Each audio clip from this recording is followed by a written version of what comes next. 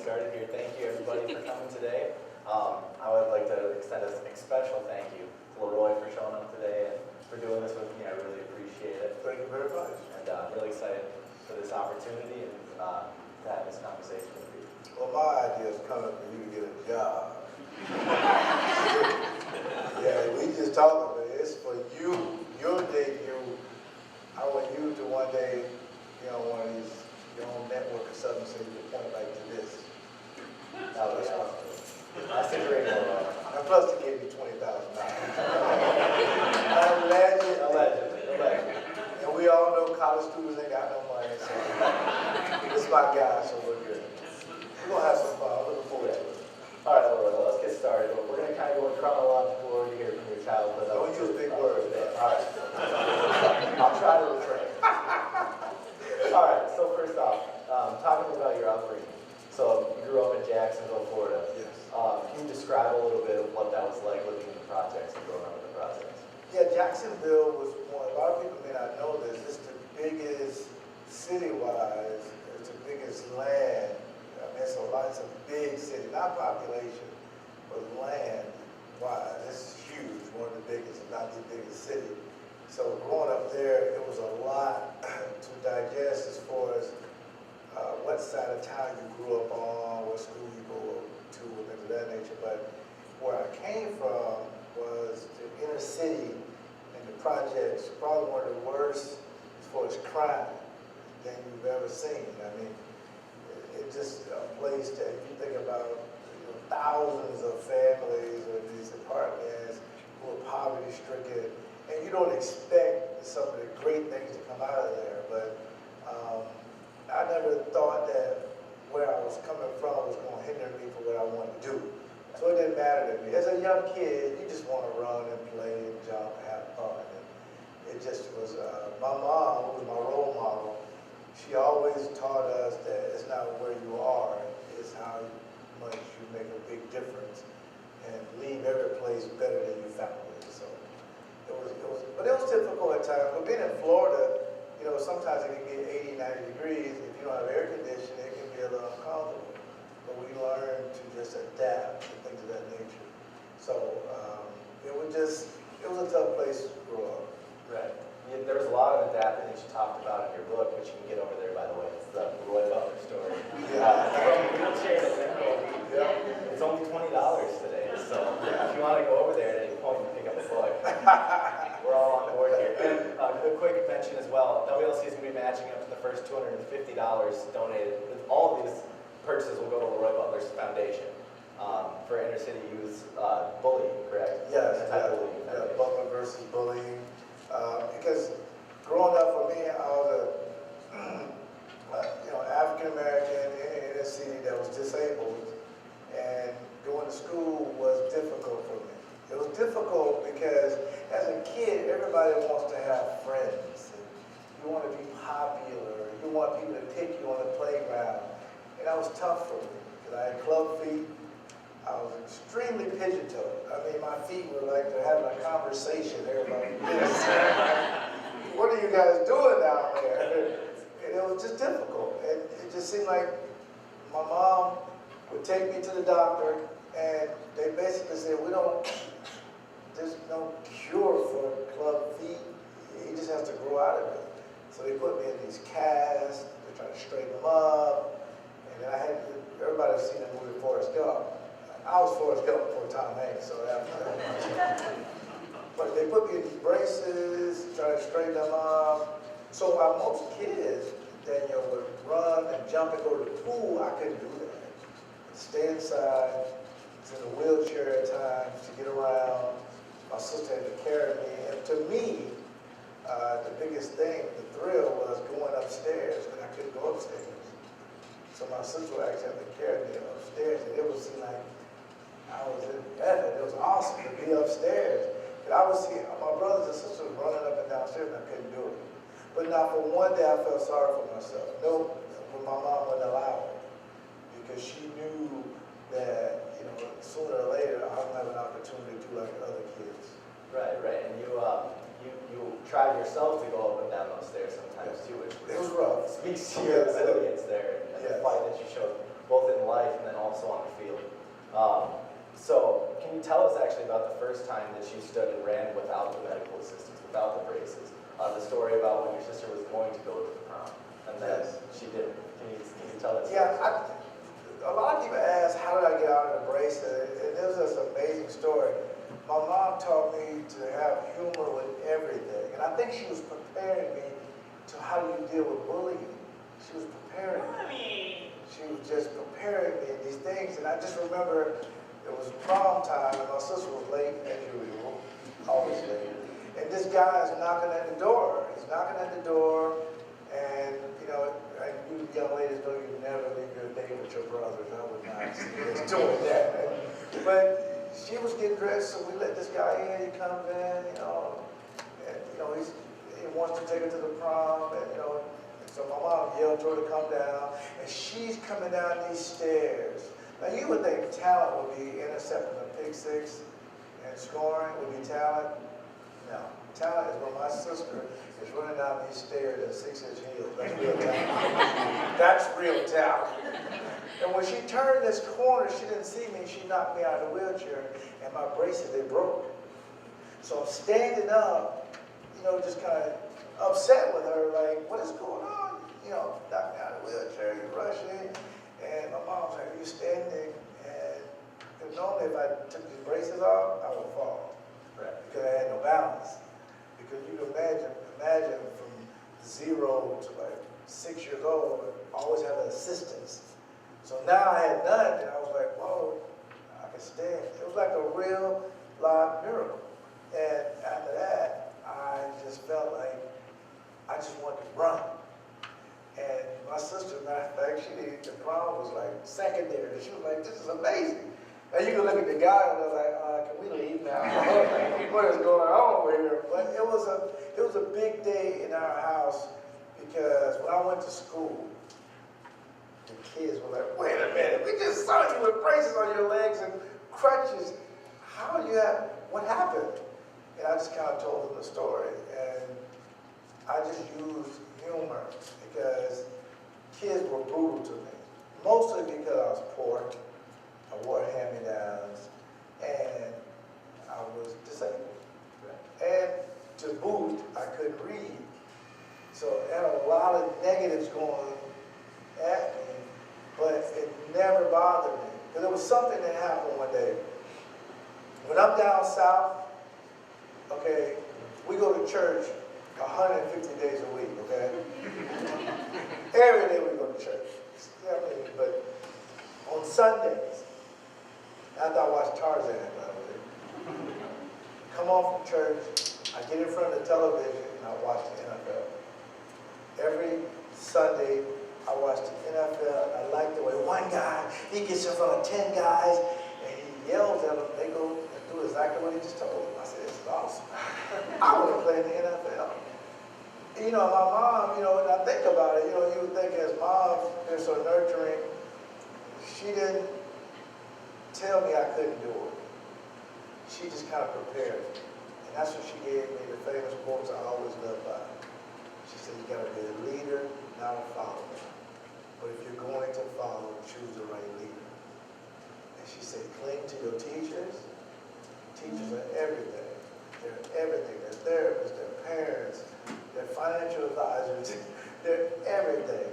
They can help you get where you want to be. And that's when I said, those 3 letters, the NFL, is going to help me one day get my mom out of the projects. Right, sure, that's awesome. And now that you have the ability to move your legs, Yeah. Sports obviously became an important aspect of your life. But at what moment did you realize that you were destined to make a career out of it now that you could run and jump and throw and catch? That's a good question. Because in elementary, kids didn't pick me to be on the team. They would like pick up oak tree before they pick me. I'm like, okay, we're playing in this oak tree, they gotta choose me. It'll make the teams even, they have to choose me. Nope. No, he's slow, he's not big, all these negative things. I say, hey, that's fine. So I would go over to the bench and I sit there. My teacher, she got tears in her eyes. She's like, are you upset? I said, nah. Because all these kids don't want my autograph. And she said, oh my goodness, this is amazing. And she didn't tell me I couldn't do it. She just said, I'll pay for it. I'll stand. I said, no, I'll give you one for free. And they go, pay for it. And I really meant that. So the more and more that happened, God was guiding me. He was really guiding me. Stay focused. Because I would come in with my tray and cafeteria, and I would sit down and all the kids would get up and leave as a joke. I actually thought I was funny. I laughed. I said, hey, it's okay. Everything was fun. Because I really felt like that in my life, in my heart, I had a discussion with God. Don't give me nothing, but just help me get to a level to where I'm equal to any kid. I'll take it from there. That was in my prayers. I'm not asking you to make me 4'3" in the 40, to have a 6-pack and 6'5". Well, I did pray to be taller than 40. But just help me be normal. And it seemed like to me in my prayers, God would say, well, you are the normal. So you have to use that if you really want to play in the NFL. And when I got to junior high, I said, you know what? I think I'm pretty fast. Because I would get the ball, and I would run, and I was passing people like on the highway in my mind. I'm driving a car. I say I'm fast. These feet who delayed me, the same feet that delayed me, is propelling me to do something I've always wanted to do. Right, that's fantastic. And you made your varsity football team at Robert E. Lee High as a 10th grader, correct? Yes. And Yes. you were the last player picked on that team, right? You Yes. waited to pick you last. And your brother was also on that team. Yes. That was very emotional. Very emotional. Because my oldest brother, Michael, who was a way better athlete, not even close. He was going to be a quarterback. It came down to me and him. And the coach was about to make the decision. My brother was like, I'd rather let my brother play. This is his dream. I said, oh boy. I got all the emotion. He was like, what? This is for you. I don't really want to play in the NFL. I like girls, man. He said, I just want to go get my diploma, because he went into the Army. He said, you're going to be in the NFL. So the coach was like, well, you can't just quit. He said, well, I'm out of here. He left. So it was just me in that jersey. And I was like, I'm on my way now. Because I really felt like God was navigating me. Because I really feel like he would have chosen my brother, because he was better. He was bigger, stronger, faster, and he was going to be the quarterback. And the coach had no choice. And it really worked out in 10th grade and going into the 11th grade. Yeah, and then you had a great high school career after that. Oh, yeah. Yeah. And you were an Adidas All-American. Yes. Which was wonderful. And then from there, you received large amounts of scholarships. Yes. But unfortunately, some of them got taken away because of the SAT and ACT scores. Yeah. But one coach stood with you, and that was Bobby Bowden at Florida State. How much did that mean to you at the time, and like retrospectively, how much does it mean to you today? What really helped me was in the 12th grade, my favorite teacher was my algebra teacher. Because I'm sitting in algebra wondering, who invented algebra? I can add 2 letters to get a number.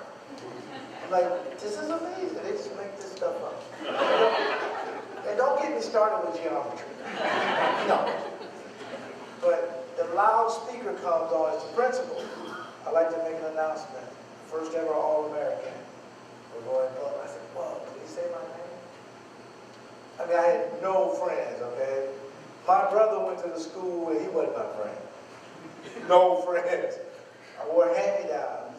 I was poor. I was on free lunch, everything. But that moment he announced that I was the most popular guy in the school because they'd never had an All-American. And I remember we used to watch the Bobby Bowden show on television. That's how I went to go to Florida State one day. And my teacher, Miss Gordon, she filled out the application for me to apply for assistance to go to Florida State because, as you indicated, I was a Proposition 48, didn't pass the SAT, so I can't go to college as a freshman. But they had a rule. You can come if you get a 700 with a 2.5 GPA together. Each university can take 5 people. Every university that sent me, a scholarship, they all pulled back. Coach Bobby Bowden said, not only am I going to give him a scholarship, but I'm going to deliver it to him. I said, Coach, you don't know where I live. You may not want to come in here. Now, he drove into the projects, comes up to the house. Coach Bobby Bowden is huge in the state of Florida. When he got out of that car, people were like, whoa. As if they saw James Brown and Elvis combined. Whoa. This is Coach Bobby. He comes up, he comes inside. Miss Butler, I want to get LeRoy out of the projects. I want to give him a scholarship. My mom said, I thought he couldn't go because of the rules. We have ways around that. We can accept 5 young men. And that year they accepted out of 1 to 5. So that was life-changing. It was. I'll never forget Coach Bobby Bowden. If I ever have, God willing, to get in the Hall of Fame, he would be the guy to do it. That's awesome. So now you're at Florida State, and you meet the future NFL Hall of Famer Deion Sanders. Yeah. Can't go without this whole conversation without talking about prime time. Just how good was he at Florida State, and how influential was his mentorship to you?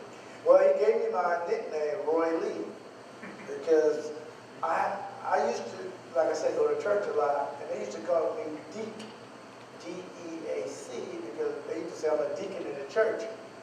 Because the pastor would let me sit up there with all his people, and they would say, oh, you're going to be a deacon one day in the church. So that was my nickname, and he said, I don't like that nickname. Your nickname is going to be Roy Lee. I said, it's fine on me, I don't care. And he was, in my opinion, the best athlete God ever made. And he carried himself to be just above any negativity, just a positive person. And not to mention, we were like, me, him, and Lawrence Dawson, we started the FCA, Fellowship of Christian Athletes, to let guys know it's okay to have faith in football. And we would meet, and Deion Sanders was one of the guys who really made it okay to say that you were saved. It was amazing. It was just something that was great for athletes to get a chance to have Bible study and to just network and talk and things of that nature. So he was very powerful. And I just remember something he always told me, just make a difference on the field. about 48. I couldn't play my freshman year. So he said, it don't matter when you come out there, just make a difference. And that's all I thought about. And he was a great athlete. The other day we were talking in the station. He said he could have made it into the NBA too. How many points did he say he could score in the NBA? Oh, easy, 20 points, easy. 20 points. He probably averaged a triple-double. This guy's amazing. I mean, I'll never forget, he played baseball, he hit a home run, ran a 100-yard dash, qualified for the Olympics, and still played in the intramural game. We played intramural games against the fraternities. The guy was just amazing. And I wanted to be like a guy like that, that nothing never bothered him. So he was definitely one of the guys I looked up to, and still to this day. Yeah, that's great. And then in your junior season at Florida State, you had one of the biggest games of your career against Clemson. Yeah. And it included the now famous punt Rooski play. Yes. Can you break down that play for us? Well, here they asked me about the leap, but down south they asked me about the punt Rooski, okay? This was a play that Bobby Bowden, to me, made me a national person. We ran a fake punt against Clemson, at Clemson, and Clemson was a highly ranked team, and it was raining, and we had to punt, and, oh, if you're an undercover American fan, the punt means win.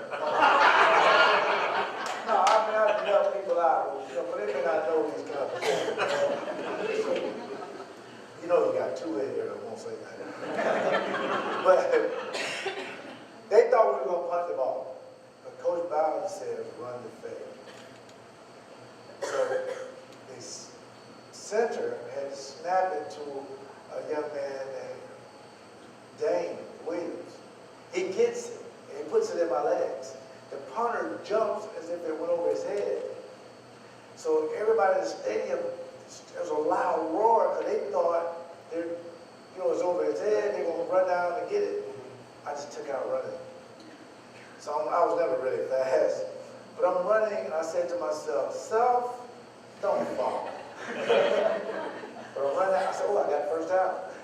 Oh, this is cool, no one saw me. Then I looked at the side of my eye, there was a guy chasing me. So the returner, all the way down, Donnell Wolf, who played for the Bears, he was standing back there waiting for like, what's going on? Oh, he saw me, so he ran over, and he knocked me out. I think at the 3. And the best kicker in all time NCAA history, Richie Andrews, nailed it. And we won the game. And I'll never forget, I was on the cover of all these magazines, on Sports Center. It was, everybody knew who I was. It put me on the map. I was the guy who was going to replace Deion Sanders because he was going to graduate. Right. As a matter of fact, in that game, Deion had a punt return that also helped win that game. So I was a national, it was just amazing. It was awesome. That was the attention that I needed. Yeah, and then you had a fantastic senior season at Florida State, right? The year after that, you were a consensus All-American that year at Florida State. And you were invited to the NFL Combine and eventually were drafted by the Green Bay Packers in the 2nd round. Were you surprised by this? And what was your initial reaction to realizing you'd be a Packer? Shocked. I mean, I'm sitting in the projects. We got devil eggs and water for people to eat. And no air conditioning. You have about 80 people packed in this apartment hoping that this phone would ring. Well, we had rotary phones, and you know, they Google that. We had these rotary phones, they had this long cord that you can go from here all the way to Green Bay and still talk. And people got tangled in it, it'd be all staticky. And I'm thinking, the phone is not ringing. I said, what is going on? Consensus All-American. I gotta go in the first round, didn't happen. 2nd round, didn't happen. I go check the phone, my sister's on the phone. And I know what you millennials are thinking, but why didn't she click over? There was no 3-way call. So the line was busy, so I went over to her. I'm a Christian young man, I would not repeat what I said to my sister. You must hang this phone. You're trying to be trapped. She said, okay, I'm getting directions to the the big draft barbecue. It won't be one if you don't hang the phone up. She hangs the phone up. And as soon as she hangs up, a few minutes later, Lee Rimmel from the Green Bay Packers. Hello? Oh, this is me. Oh, this is awesome. When do I get my money? I'm rich. Yay! He goes, no. It doesn't work like that. You have to talk to the head coach and people or whatever. So he puts Lindy and Fonte on the phone. More homework for you young people. And he asked me a question. He said, before we select you, do you have any questions? I said, yes, coach. Where's Green Bay? He laughed. He laughed. He said, okay, we're going to select you with 48 pick. My heart stopped. That's the call I've been waiting for when African American, well, I'm still African American, but you know, in a wheelchair, in the projects, with no refrigerator, we had coolers, okay? No curtains. We used to have to put up like old sheets. You know, we had to share the same towel for 7 straight days, wearing hand-me-downs. It all came back to me at one time getting that phone call. And I just will never forget that day. My mom was thanking God and giving me the opportunity. I remember my girlfriend at the time. This was amazing. My girlfriend at the time, she comes out with the last plate of food. Great. Where did you get drafted? Dallas Cowboys? Because that was my favorite team growing up. She goes, San Francisco? Wait, Miami? New York. Great shopping. Yes. My brother goes, no, where have you been? He's going to Green Bay Packers, and it's in Wisconsin. Like a game show host or something. She said, she paused. Green Bay? Oh my goodness, my refrigerator's not that cold. We're going to die. I say it's not that cold in Wisconsin. I had no idea. Never been to Wisconsin. Matter of fact, in my geography class, I never even filled out the northern states. I didn't think I was going to Michigan, New York, Detroit, or just some of the states. So I didn't know. Siri wasn't born yet, so you just couldn't ask somebody. And it was amazing that a team with so much history would draft me. That changed my life. And then more life-changing things. You got to Green Bay, you signed your rookie deal, and you came home with that $270,000 signing. Hey, don't you put my business out? What was the first thing you did with that money? First thing I did was get my mom a house. She deserved it. She was my role model. She was everything. And we get her a house, right? This is amazing. We get her a house. She goes in. I said, what's wrong? What's wrong? I said, she catching the Holy Ghost. What's going on here? She was underneath the air conditioning. Never had air conditioning. She goes in the kitchen, starts to scream. There was a stove. We never had a stove. We had a hot place. And she goes outside. I bought her a car with a bow on top. And she jumps in the car and just drives off. I said, Mom, there was a phone in the car. I was calling it and trying to get it. She couldn't answer it. So eventually she figured it out. I said, you got to bring the car back. You got a bow on it. You're going to kill somebody. I wanted to make sure she was happy. I didn't care about it. Her guiding me, being my role model, helping me deal with bullying, helping me deal with being poor, but had a rich sense of mind. She deserved everything. I have made my dream come true getting that phone call. And I got to tell you a quick story when I got to the Austin Straw Airfield. I'll never forget this. I get there, it's like May 2nd, and the pilot comes on and says, a beautiful 17 degrees in Green Bay. My girlfriend said, did he just say 17? I said, no, the pilot is from the South. He talks funny like me and you. He said 77. She said, I don't think so. I said, and then the pilot, as if he heard us, guys, I hope you got your coats on. There's a cool front coming through. She said, what's a cool front? I said, I don't know.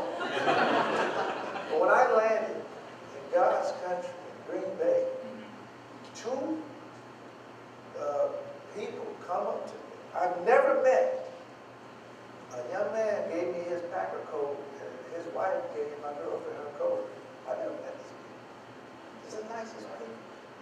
1,000 people at the airport. It's like a Tuesday at 3 o'clock. I'm like, do these people have jobs? Everybody got on green and gold. It was amazing.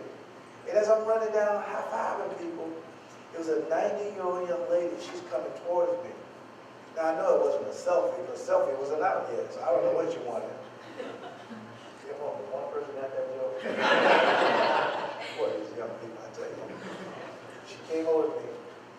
She said, I got 2 things for you. I said, what's that? You must never lose to the Minnesota Vikings.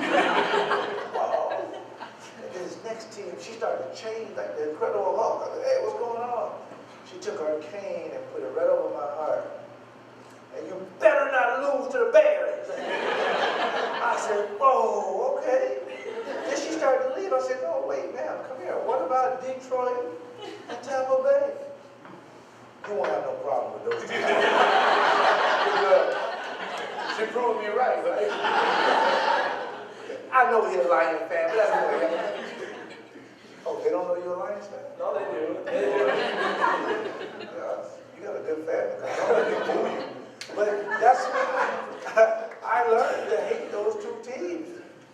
I mean, in a competitive. I was told when a woman tell you to do something, you do it without thinking. Trust me. So that was amazing. Yeah, that's great. So then you were in Green Bay. You had 2 seasons there, two mediocre seasons. Mediocre. Well, you use that word. Bad. They were bad seasons. They were bad. But then a lot of changes happened, kind of all at once. Yes. You had Ron Wolf come in, and then head coach Mike Holmgren, and a new spry young quarterback, Brett Favre. Yep. Can you tell me a little bit about the impact he had? Did he have it right away, or was it something that he kind of developed over time in the locker room and then also on the field? I did a book with Rob Reichel, and in that book I talk about Brett Favre, in my opinion, was the best teammate in all the sports. And here's why. When you come to a team as a free agent or a trade, it's different. Now, if they draft you, that's okay, I understand that. But when you trade and come into a locker room, you don't know anyone. Brett was the kind of guy that he would go over to some of the young guys playing Atari, Sega Genesis. Y'all gotta Google that too. I know what that is. Yeah. He'd go over there and play. You see some of the African American guys playing spades. You see some of the white guys playing backgammon. You see some of the other guys getting ready to go hunt, got deer blood on their boots. And then you see some other people that just kind of players just kind of hanging around. He went to all of the cultures and said, I got next. He was one to fit in. That's how you're supposed to, you network. You network. He was the best at that. He wanted everybody in that locker room to not only like him, but respect him. Because I think it's kind of awkward if you're at, we had our own like drink machines. And if you're in there and it's just him, you don't know him. And you just heard they just traded for a quarterback. Hey, how you doing, Brett? How's it going? What do you like to do? I like to golf. Hey, I'm a 2 handicap. Let's go golf. And you think, whoa. He was amazing in that aspect. Bringing guys together, because he never wanted to make it awkward when you meet him. And at the time that we had Don Mikowski was like the man. I mean, Magic Man was a man. But here's a guy that doesn't know how it was going to end up, but he made himself available. And I just thought that was just great to see that. Brett was a very special guy coming into that locker room, because he didn't know what he was getting himself into. Right. And then, so in the 1992 season, that was the first year with Brett Favre, went 9-7 and just missed the playoffs. Coach Holmgren was adamant about making the playoffs the next season and signed the best defensive lineman in the league, Reggie White. If you had to pinpoint the success that was to come going forward, who would you say deserves the most credit from those newest additions? Brett Favre, Ron Wolf, Mike Holmgren, or Reggie White? You know what? That's a good question. I'm going to say Reggie White, and here's why. Reggie White was the biggest available free agent sued the league to become a free agent. Because you couldn't do free agency. They had this thing called Plan B. They would protect 6 or 7 guys, the best guys, and they would pay you pretty much whatever the averages were. Everybody else was free to go. So Rick said, I don't think that's fair. I want to be a free agent. And at the time, he said no one wanted to go to Cleveland, Tampa Bay, or Green Bay. Especially African American. It ain't happening. Especially somebody like Reggie White. But Reggie chose the Packers. And I think that put us as an organization on the map to say, maybe free agents do like to come to Green Bay, and it's just a narrative that we just shattered. And when Reggie came there, the losing culture started to change, because he was a fantastic leader. And I just remember, plain and simple, I asked him, why did you come to Green Bay? He said, he paused, he said, God told me to come to the Packers. Thank you, God. Because it was bad, but he changed it. So I would say Reggie was just, he was amazing. So in the 1993 season, with Reggie, you coined what would end up becoming the most famous tradition at Lambeau Field, which is the Lambeau Leap. Yeah. So can you, like you did with the punt Ruski, can you break down that play and then the thought process that you had jumping into the stands? I'm so thrilled today. This is a special day because Joe's dad actually brought me the ticket he's going to give to me. Maybe not. I will never forget this day. This was life-changing because I never really got adapted to the cold weather. So I used to always go check the thermostat. I just did. It just, I want to know how cold it was going to get. I go over there, look at the thermostat, and I see it says a minus next to a 17. First thing I did, it's broken. Take it off the wall and looked at it, there's no batteries. I better put it back, but it wouldn't go back. I said, well, I better hide this thing. I said, guys, as a little leaguer would say, do they forfeit these games? It's cold out. There's a minus thing. No, son, you have to go to the manager. He gives you stuff to stay warm. I said, but do you understand that my refrigerator is 32 degrees? And they said, LeRoy, get dressed. It really, because the other team, I mean, the Raiders from California, but I'm worried about me. This was amazing. I was thinking, okay, so I go get all this stuff to stay warm, and next thing you know, they give you stuff to stay warm, and you play the game. But what was so different about this time, because they gave us some pantyhose to stay warm. Women have been keeping this secret for thousands of years.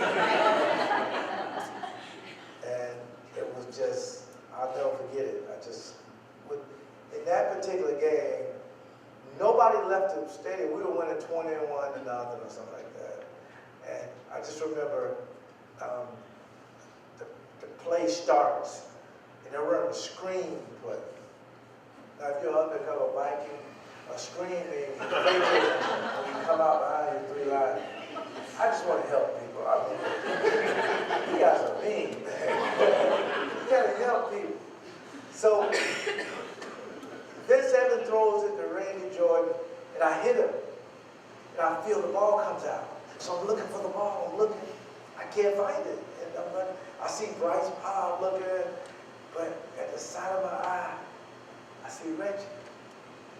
We caught eye contact as if we were going to the prom or something. I said, hey, he's going down with this ball. So I'm running. Oh, now, if you're a Cowboy fan, now we're going behind you. You guys are terrible. So Reggie is falling. He allows him the ball. I get it. Now, when I get this ball, I'm thinking, I want to do something cool. So this is all spontaneous. I'm running down the side. I'm running. I point to this guy like I'm going to jump. But this guy had a beard in his hand. Have you ever field. You don't just throw away a beer. Not when you stood in line when it's all slushy. By the time you get to your seat, you're not giving it away. They're like $10,000 a piece. So I'm running down like, what is going on? You got to get rid of that beer. He said, no, I jump. I throw the ball. I jump. And he's trying to make a decision. Like, he throws the beer away. He catches me. He said, you owe me a beer.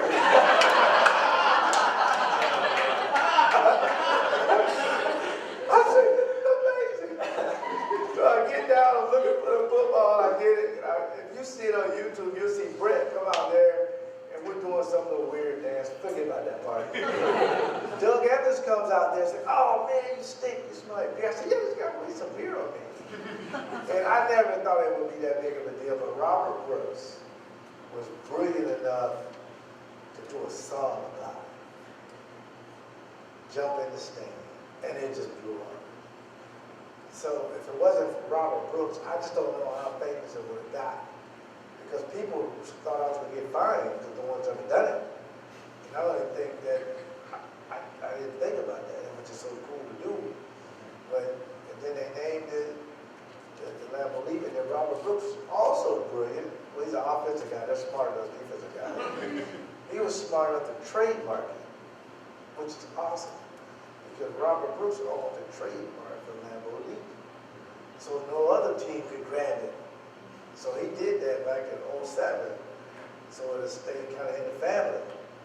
So one of these days, Robert's going to be a bajillionaire. I hope he'll give me something, but he's going to be a rich man because we got to do a movie about this one of these days.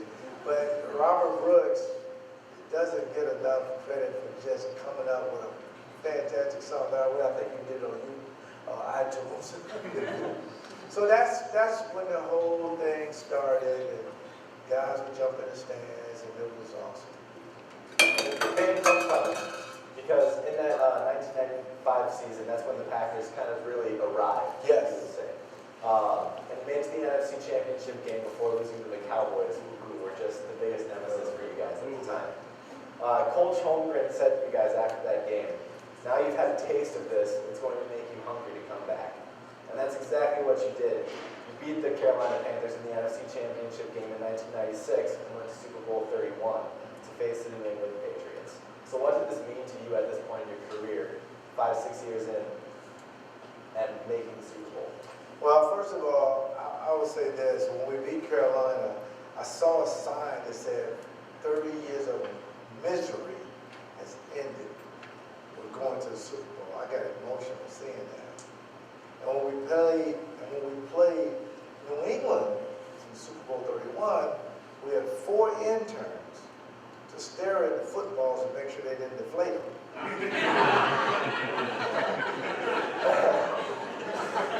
This side of the room really has to get the internet. You can't do that joke. But New England was a team that had a lot of star power. But we had Brett Favre, Reggie White, myself, of course. I mean, it's Daniel's interview, I should mention myself. We had the #1 defense, #1 special team, #1 offense. And we were a 14-point favorite. And it was just everything we wanted to have going to the Super Bowl. And that was the Super Bowl you ended up winning. Yeah. And I don't remember when we lost. But prior to the game, not many people know this, your defensive coordinator, Fred Shermer, he played a huge role in the defensive prep for the game and the season, obviously. And he lost his brother the night before the game. So how much did he tell you guys that night, and how much of a motivational factor was that for the game? He did tell the defense about his brother. His last wish was win the Super Bowl, and guys got very emotional. And it's hard to come back from that, but Mike Holman this guy was amazing. I mean, he was just, he should win the Nobel Peace Prize, but he did. He said, guys, I got something to show you.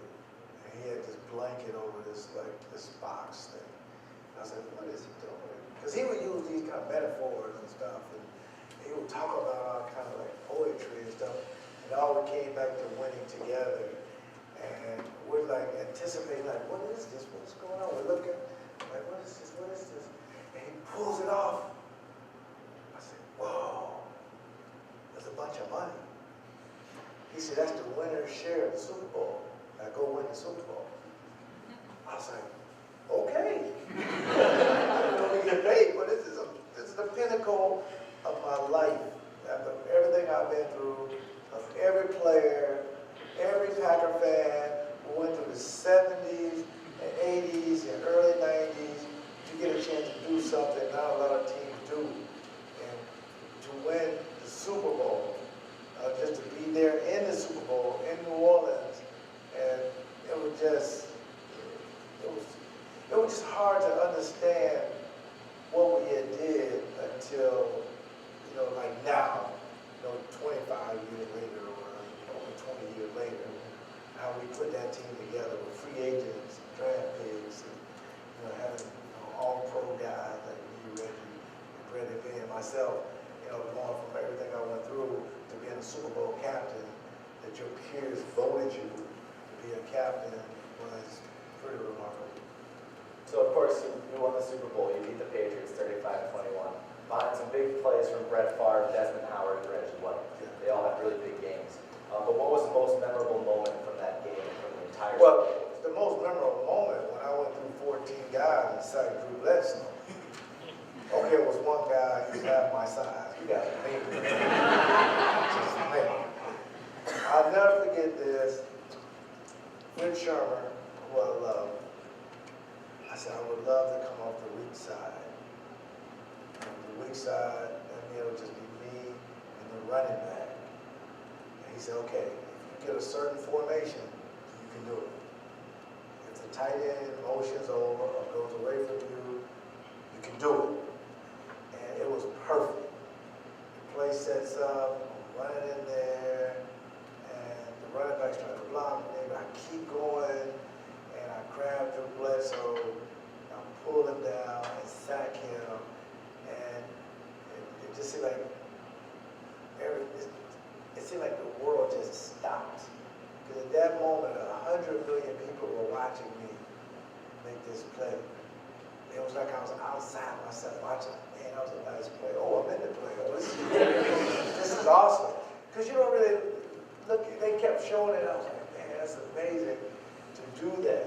And it was just, the game was just starting to just shift towards what we were doing. Again, I told you, number one, offense, defense, special team, and the best coaching staff. It was a perfect storm. And it was just blowing people away. And it was just something I'll never forget. Because if you as a kid, you talk about reaching goals, but you don't necessarily know. Everything has to be perfect. It has to be perfect. It was almost as if God had me in a hug, protecting me the whole way to make sure I got my dream to one day to tell my story.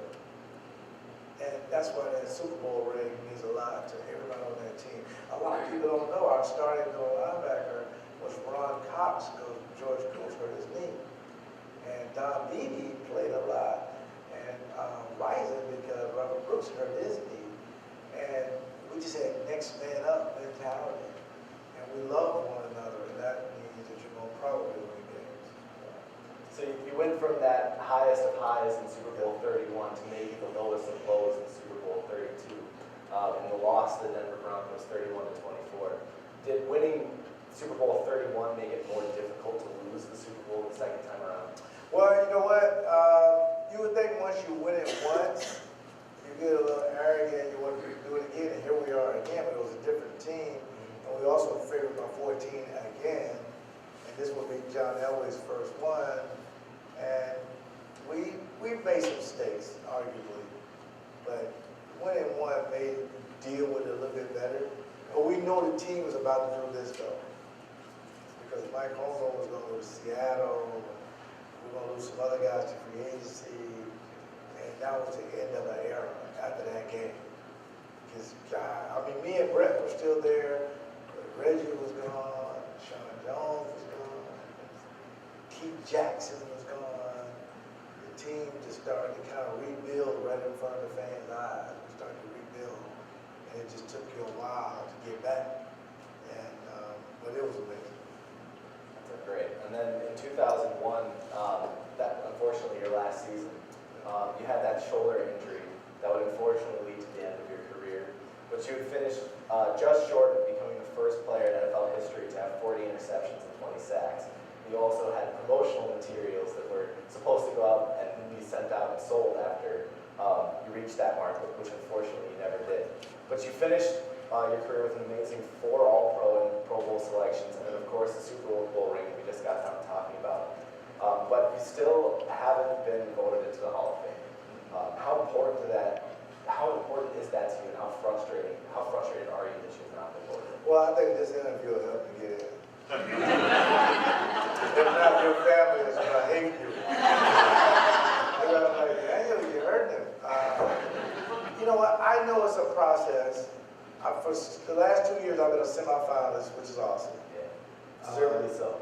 And thank you. And I also think that the last few years, they've been talking about safeties. And as long as they keep talking about a safety, I think I have an opportunity. Because I knew what Jerry Kramer and Dave Robinson had to go through. Those guys, they did 38 years and 40-something years. But they eventually got in. I see how happy Jerry Kramer is at 82 going into the Hall of Fame. You would like to go into the Hall of Fame when you're a young man so you can enjoy all the fruits and all your labor and all that kind of stuff. But anytime I'm mentioned with the Hall of Fame, I'm just honored and flattered. I'm a patient person. I've waited this long, but I really feel like it's in my future. So the good thing about it, though, if it does happen, people won't know it because I'll be the same person. It's just that I just like to tell the story because I want kids to know that they can do whatever they want. And you have to write your own narrative instead of waiting for somebody to say it on social media or somebody else. But it's just important for me to know that to be a nice person to me is better than being a Hall of Fame and be a bad person. Because eventually I think it'll happen. Yeah. So now your career is over, and the numbers are all in the history books. What would you say is the proudest accomplishment of your career? I think the proudest accomplishment is playing for one team. Because it's so rare. Especially, yes. I mean, if you look at that draft 1990, I don't know how many guys stayed with one team the whole time. And the reason why I did that is because I love the fans. We don't have an owner. The fans are our owners. And that's amazing to me. And I took 3 pay cuts to stay here because I knew I was going to do stuff like this. No other team can say that. I mean, we have our own Hall of Fame, which I went in 2007. But I love that all my football cards are green and gold, and green and white. I really stick my chest out to that because a lot of guys don't get a chance to do that for whatever reason. I mean, if you look at today's, look at Randall Cobb or Clay Matthews, guys who play the whole, now they go to another team, Joey Nelson. They just don't, sometimes you don't get that opportunity. And I'm very, very proud of that, very proud of that. So now, career over, off the field, you've been doing a lot of work today. So can you talk to everybody about your foundation, all the activities and stuff that you do here since you stay here every day? I've done everything from breast cancer to heart disease to you name it. I've done just about every charity to try to help somebody because I didn't have it as a kid. But the one that kept drawing me the most is the anti-bullying, Butler versus bullying. My company, League 36, owns that branding, and I go to schools and I just tell my story. And the kids, you can see them nodding their head like, you know, I bully, but I like to let kids know it's a fine line between bullying and guys just having some fun with you. You have to figure it out. That made me value teachers. Teachers are a big part of Butler versus bullying, because without my teachers, I wouldn't be here today. My teachers never got paid what they deserved. They put up with some of the stuff that they put up for 8 and 9 hours, but they still come to work because they love kids. Special education teachers, my teachers who taught me to read, letter by letter every day. Just slow down. You may not read as fast as Andy or Sarah, but you will get there. Get there on your own pace. And she taught me to have a best memory, to memorize scripts. Now my memory is not so good from the football, but I learned to memorize, paragraphs and say it the way I understand it. And so last year, I spoke to over 40-some schools, and I just absolutely love it, because I think, if I can help any young man or young lady out there to do whatever you want to do, just do it, and you will be fine. But the real role models are your parents, because my mom was. I would love to be on that list to be a role model. I just don't even want to be number one. I want to be on that list, but not number one. Number one, there is a pecking order. Of course you got God, and right up under God you have grandparents. Mainly for free babysitting, right? And your parents, your family, like your family is your support. That's amazing. Your family is everything. They help you deal with everything. And that's the only reason why I'm sitting here today. My teachers, a combination with my mom. I didn't have a dad growing up. My mom was everything. And there's no way I would not give her the glory of some guy on a poster. That was my mom. She seen me every single day. But the guy on the poster, I didn't want to be like him. But I want to be like my mom and be strong. And to not to always judge people, but be okay and have a good sense of humor. And don't be so sensitive about things. Try to be a leader. And that's the main thing I say every day. Try to be a leader, not a follower. But if you're going to follow, choose the right leader. And that's what I did. Well, thank you for your leadership and being here today and helping me out with this. But now I'd like to open it up to the floor if anybody has any questions for LeRoy.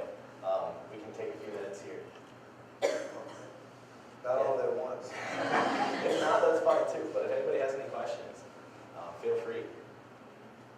Go ahead. Do you have any children or family? Do I? Oh my goodness. I have 6 girls and a son, but I only like 2 of the girls though. And my son is definitely my favorite. Okay? Just say you're not supposed to have a favorite, I have one. My oldest daughter is Sharon, she's 34. And the next one is L'Oreal. I saw a commercial when my wife was in labor. I said, I'm going to name her after this cosmetic. Yes, yeah, okay. Then the next one was Gabrielle. I said, oh, I should make it rhyme. So the next one was Danielle. So those, the 4 girls, and then I got a divorce in 2004. I met a young lady in Wisconsin who had just got a divorce in 2004, 2005. Her name is Genesis, like the Bible. She had 2 girls, so that's 6, and then we had little LeRoy together. And people say, why'd you name him LeRoy Butler IV? Well, easy. You'll be able to get a job with that name. You'll be able to get packing tickets, and he will get married. Some girls are going to want that name. That's why I named him after me. After all these girls, I said, God, don't do this to me. I got to have a son. So he is. So yeah, I real quick, L'Oreal, I said, listen, we got a Monday night game against Minnesota. You can go in the box. You can eat nachos all night. I'm going to let you stay up late. Nope, I'm going to the mall with Grandma. You don't want to go see us play? I'm saying you can stay up late. Nope, we're going with Grandma. But hey, Gabrielle, now she would go to the game. Because her and Reggie Weiss, their kids they were friends. So they stay up to 11 o'clock when the game is. Oh, it's awesome. This is great. Eating hot dogs, nachos, and just great. And it was amazing. It was amazing. So yeah, we got a pretty big blended family, but it's awesome. Any other questions? Go ahead. Me? Oh. Yes, go ahead. So, do you have I don't know how to phrase this, fears or anything, the whole CTE thing, you know, the whole concussion thing, maybe you've known other players who went through, or maybe, you know, afterwards. Do you have thoughts about that? Well, absolutely. I think back in the 80s and 90s, if you had a head injury, you basically come to the sideline, follow the finger, not the middle one, just the record. You guys are amazing. Love this group. But you basically count, do the, you know, and then you go back in the game. There was no protocol, none. So I think, and you know, players, like kids, you have to protect them from themselves. They didn't have protocol, so everybody wants to play. Because you get knocked down and the world is turning and you want to play, you'll tell them, oh, I got a knee in. But really, you don't remember anything. So, and I think that really took a toll on everybody who played in the 70s, 80s, and 90s, and even in the 2000s, that, you know, the NFL, you know, didn't have to admit anything. They just were going to do the whole concussion, you know, settlement and try to help guys now, which is good, but the damage was done because we didn't have protocol. Now, if a guy gets hit, any kind of collision, they pull you out and you're in protocol. That should be a lot safer. It's the people who play with Jerry, you know, Kramer, and all these guys having memory loss. Because now, you know, at 50 years old, I should not forget what my keys are or what's my oldest daughter's middle name and stuff like that.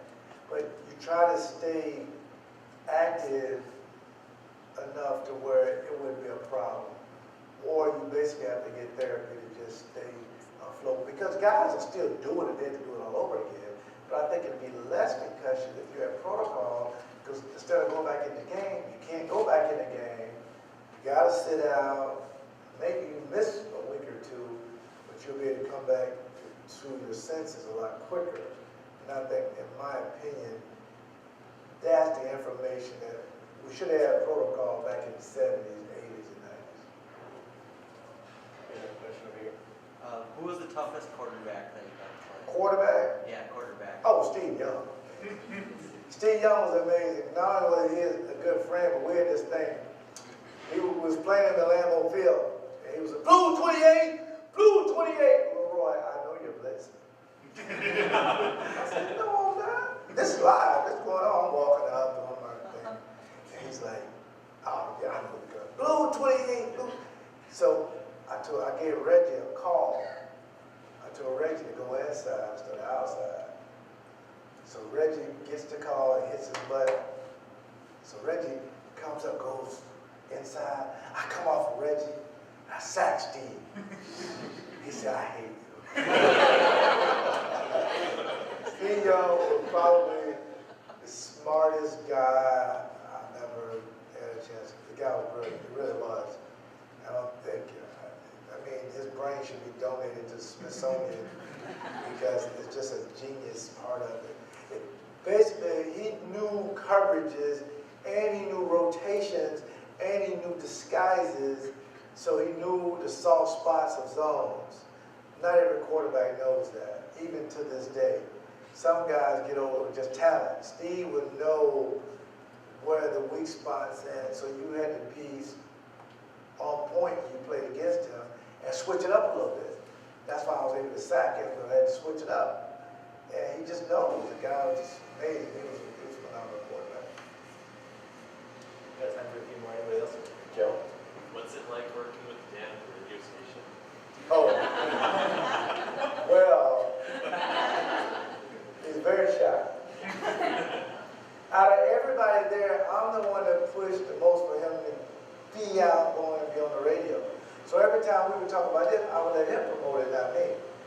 And he's just, you can say, hey Daniel, the next break, I want to talk about this quarterback, and that player, and that wide receiver. I need to know all their stats. And he got 3 minutes to put it together. Boom, boom, boom, here it is. That's amazing. Because not every intern can do that because they're so starstruck. Like, whoa. But he got past that because he's a Lions fan. I don't care about that. I'm thinking about Barry Sanders right now. But his work ethic will definitely be something that he's going to take advantage of. But I think the biggest thing with interns, they need to decide, do they want to be on the mic, they want to produce, or do the information side, or do both. You can do it all. I mean, he's a good-looking guy. He probably should be on TV. But when you work with the big show, I don't know if you guys listen. If you don't, shame on you. There's a lot going on. But sometimes we'll ask for information, especially because my memory is not that great. And he's fantastic with me because he can give me the stats I need just like that and just reel them off, write it down for me. And now that helps me give out the proper information. Because if you get it wrong, Twitter will correct you. Right? Yeah. Yeah. So it's been a pleasure working with him. I don't want to embarrass you, but he has been one of our best interns. And ultimately, like I started this interview, I want him to get a job. And that's our goal every time we see any young man or young lady come through, we want them to be successful. I appreciate that. Any other questions? Go ahead. Obviously, in the future, the Hall of Fame is on your list as a professional accomplishment or goal. For the foundation or in your life, what are some of the things that you're looking forward to in the future? What do you still want to accomplish in life? Well, that's a good question because I like to write and produce. I wrote 6 cookbooks and I'm working on another one. I love to cook. I'm an executive chef. Now here's the difference. An executive chef means if it doesn't taste good, you just throw it away. you don't make it work. Start over. That's how you perfect your dishes. And I have a new internet cooking show that's coming out called Leaping Into the Kitchen with LeRoy Butler. Leaping Into the Kitchen. As a matter of fact, everybody should get the leap loaf, not meatloaf, leap loaf. I like doing that kind of stuff. And I'm going to have on the segments, I'll be having kids on there cooking with me to teach them about safety. Especially, my son has special needs, so I have a special needs part of where you get your he got this little stepping stool thing to get up there, and the first thing he made was scrambled eggs. And I teach him the process of how you stay safe, how you turn the stove up to medium, not all the way on high, not to let your clothes get caught so it catches on fire. That's the kind of stuff I love doing. I just love teaching. And it's going to be a cooking show like you've never seen. Because sometimes you'll see my kids, sometimes you'll see famous people, and then sometimes you'll see normal people. But ultimately, we will not record it unless we get it right and taste good. Thank you for asking. Anyone else? Okay, well, seeing that, thank you, LeRoy, for everything today. I greatly appreciate it. Actually, my wife and I have something for you. I don't know if you know, my wife is an artist, but she painted Whoa for you. So we're going to have this is amazing. Thank you. Yeah. Which guy did you spell here? It's not none of these guys. You trying to make me cry on camera? Yeah, cut that. You did this? This is amazing. Thank you very much. I never get gifts, so I am very emotional. Thank you so much. I just want you to know how much I appreciate you coming out here today. Oh, I know you do. But I did full disclosure. And this is a good way to wrap this. I've never did an interview with one of our interns before. You know why? None of them had the guts enough to ask. You are a special young man. Thank you. All right. And I'm not saying I would say yes to anybody else. They've never asked, and I'm just proud of you for asking, and I think that'll go a long way. Because when we edit this tape and send it in, you got to take care of the beautiful wife, but she got to make another painter. As soon as you want it. As soon as you want. Thank you very much.